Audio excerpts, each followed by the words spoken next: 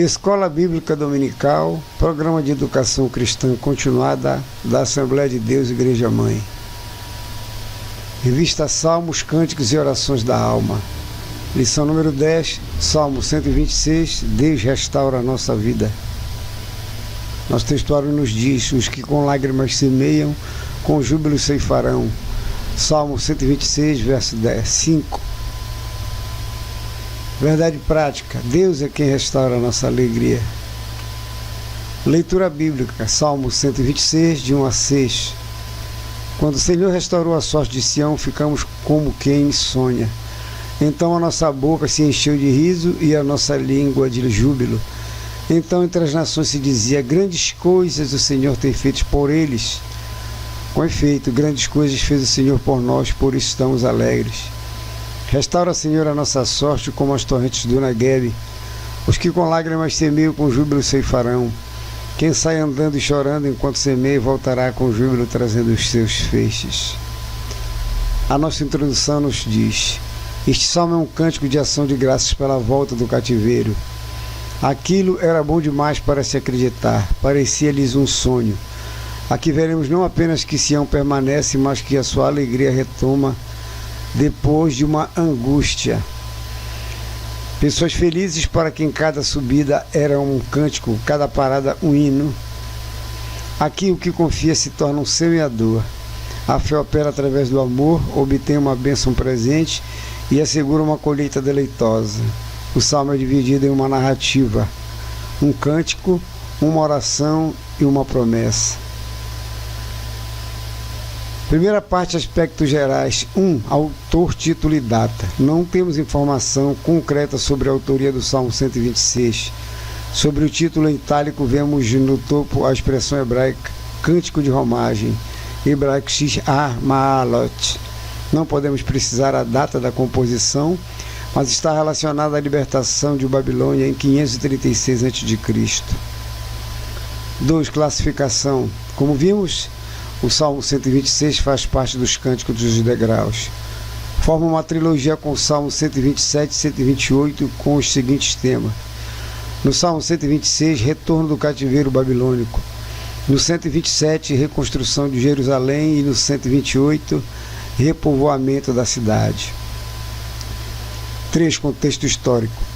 Como já referido, a temática do Salmo 126 tem relação direta com o exílio do povo de Israel. Para isto convém lembrar que a morte de Salomão levou à divisão do país em 2 blocos. Ao norte, 10 tribos reuniram-se ao reino de Israel, com a capital em Samaria. Ao sul, as tribos de Judá e Benjamim, o reino de Judá tendo a capital em Jerusalém. Em 722 a.C., Israel foi invadido pela Assíria.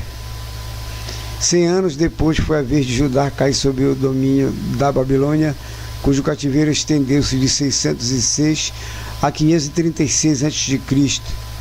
Em 538 a.C., Ciro, rei da Pérsia, publicou um decreto que legalizava o retorno dos judeus à sua terra e a edificação de um templo em Jerusalém. Portanto, o Salmo 126 fala da libertação e retorno dos judeus à terra de Israel. A Bíblia King James, de 1611, traduz: quando o Senhor restaurou a sorte de Sião, para quando o Senhor trouxe do cativeiro os que voltaram a Sião, sendo o elemento cativeiro uma clara alusão aos 70 anos de Israel na Babilônia. Segunda parte, libertação do cativeiro, está no Salmo 126, que estamos estudando, de 1 a 3. 1. Inacreditável libertação. Quando o Senhor restaurou a sorte de Sião, ficamos como quem sonha. Os versículos de 1 a 3 falam da época e do estado de graça que tomou conta dos judeus ainda na Babilônia. Texto como ficamos como quem sonha e nossa boca se encheu de riso são expressões poéticas que tentam traduzir essa alegria contagiante.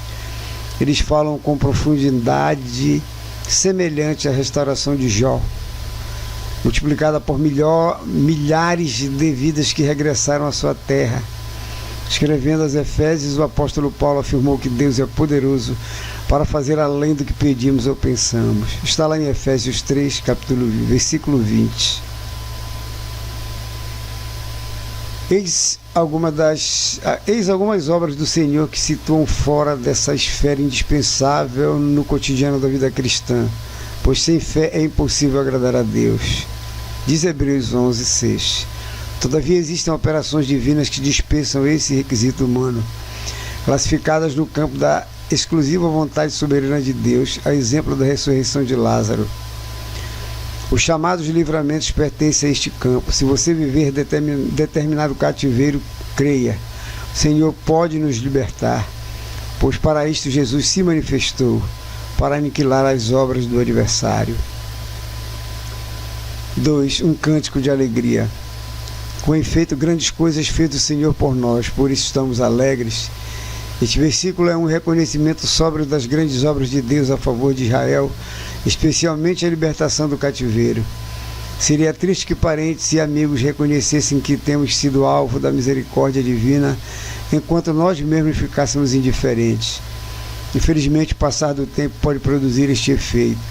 Muitas vezes, quando grandes lutas surgem em nosso caminho, encontram-nos esquecidos das inúmeras vezes em que o Senhor já nos abençoou, e assim também não lançamos mão desse patrimônio de fé.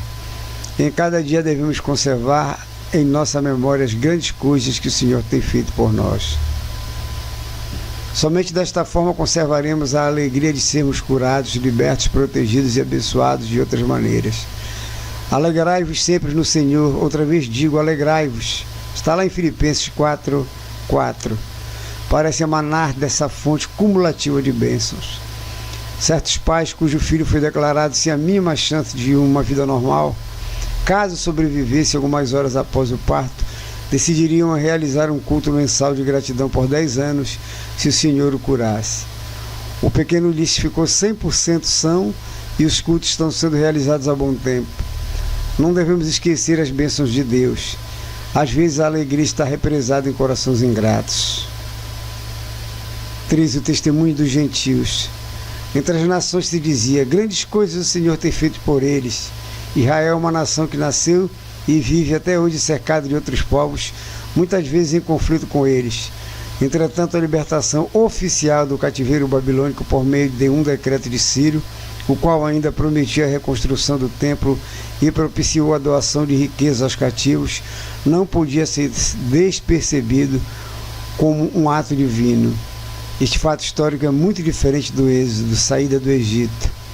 Portanto, não temos que duvidar do texto que diz, então entre as nações se dizia, grandes coisas o Senhor tem feito por eles.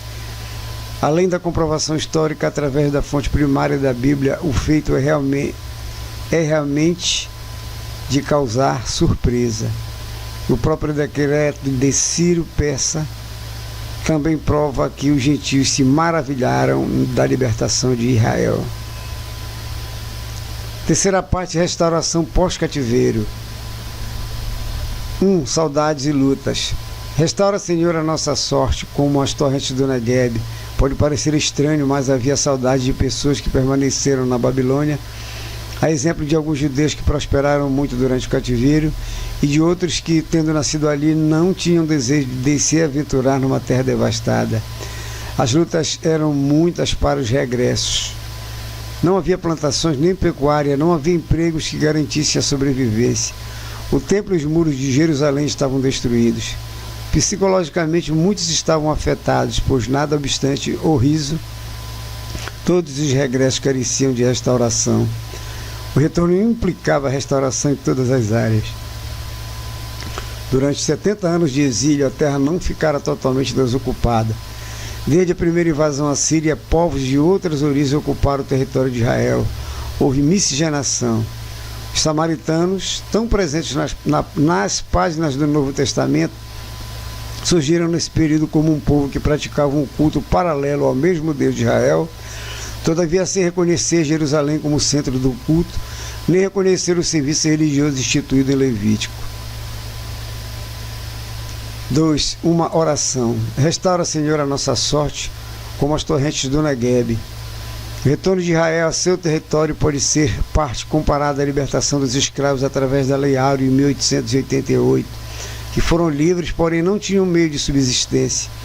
Os judeus tiveram o direito de regressar, mas agora precisavam de um segundo milagre. Esta é às vezes a nossa situação. Conseguimos o emprego de volta, porém, como retornar à redução do salário e às intrigas no trabalho? O cônjuge voltou ao lar, todavia, como fica o processo de restauração desse casamento?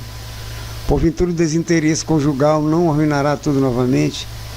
Depois de sermos libertos pelo Senhor, continuamos também precisando de um milagre, às vezes um milagre contínuo e permanente.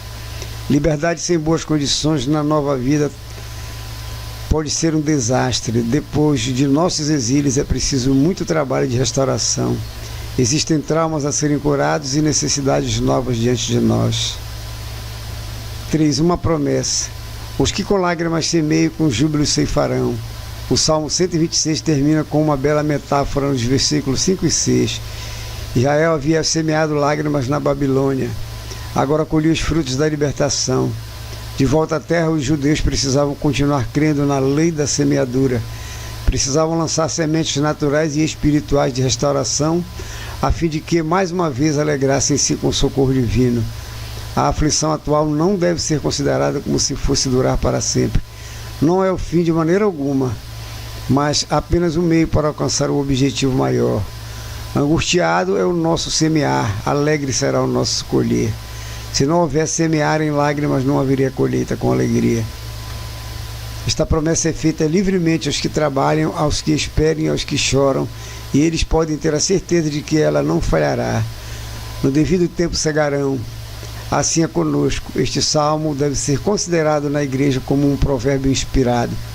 Quando o coração do homem está tão comovido que ele chora pelos pecados dos outros, ele é escolhido para servir. Os que conquistam almas são, antes de mais nada, os que lamentam pelas almas. Da mesma maneira como não existe nascimento sem as dores do parto, também não existe colheita espiritual sem o doloroso trabalho na terra. Quando os nossos corações estão quebrantados de angústia pela transgressão do homem, nós quebrantamos os corações de outros homens. As lágrimas sinceras geram lágrimas de arrependimento. A nossa aplicação pessoal nos diz: por mais grave que seja a sua situação atual, Deus pode restaurar a sua sorte de maneira inacreditável. Tenha fé no Deus que restaurou a sorte de Jó e livrou Israel do cativeiro. Ele pode transformar as lágrimas de hoje em alegria. Bendito seja o nome do nosso Senhor e Salvador Jesus Cristo.